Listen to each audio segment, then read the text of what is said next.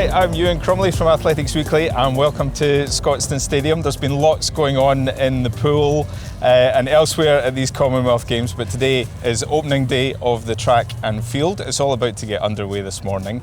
I'm joined by my colleague Jasmine, Collett, to talk through the programme today. We've got 9 finals happening tonight, Jasmine. There's a lot already going to be going on. Unfortunately, so far the athletics headlines have been about who isn't here or isn't going to be here. We had people like Eilish McColgan pulling out the other day through injury. There's been a few high-profile people pulling out from the England team as well, but there's lots to look forward to today. There's lots to look forward to. As Euan said, we have a really busy morning here, but then this evening, what's great about this schedule is we actually have a lot of finals on the first day as well. Lots of Scottish athletes as well competing in front of a home crowd here in Scotstoun. Hopefully the weather stays at bay as well and it stays dry.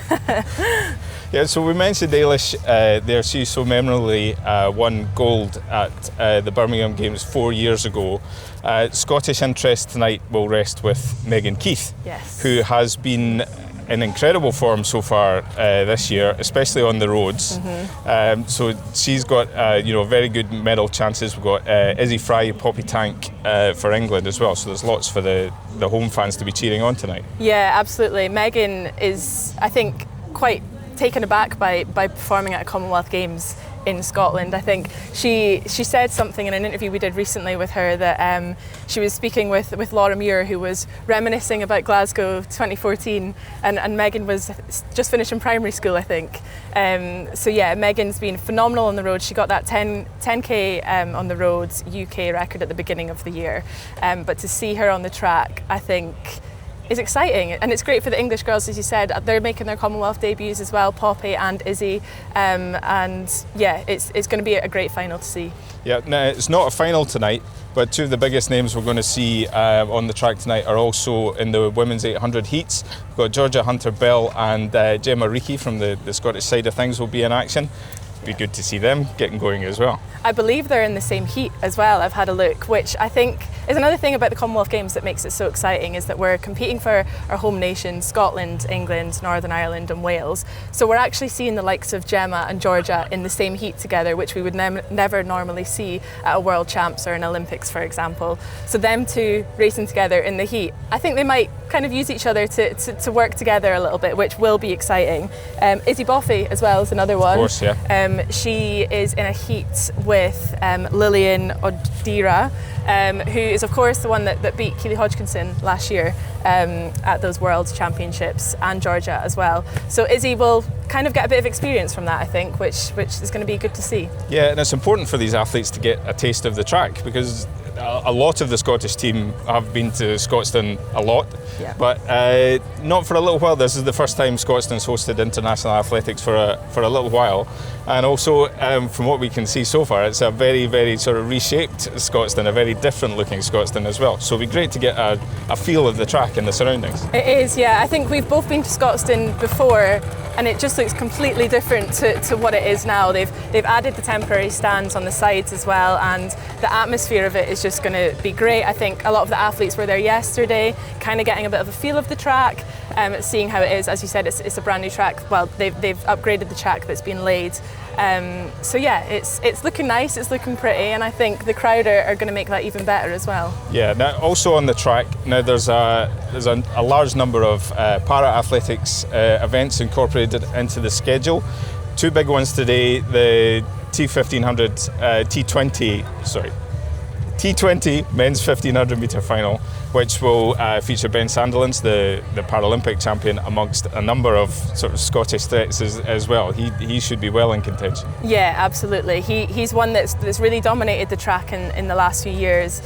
We see him lots at the London Diamond League, of course, and that's an experience where he will be able to kind of make the most of it, go in and feel that home crowd. But I think he's going to feel that home crowd even more today here in Scotland, and hopefully he can bring home that medal for us as well. Yeah, and the men's and women's T37, 38, 100 metre finals are today as well, which promises a rematch on the women's side of Sophie Han and Livy Breen. Now, Livy was one of the stories of Birmingham 2022, her celebrations in Birmingham were absolutely amazing to see for Wales. So something close to that would be amazing to see again. It would, as you said, for Wales will be watching, patiently waiting to see if she can do that again. But Sophie Hann looks good. She looks really, really good. She looks in great form. I think she was another one that was in London just a few weeks ago. So the matchup there is going to make it really exciting, and I think it's going to bring a lot of eyes to parasport as well. It's something that needs it, and the Commonwealth Games giving it that platform to be here alongside everything else that's going on is great. Yeah. Now, away from the track, we've got a few field events which are featuring some very top quality athletes. The men's high jump will feature Hamish Kerr of New Zealand, who is the reigning world champion, reigning Olympic champion. He was world indoor champion when they were in Glasgow a couple of years ago as well.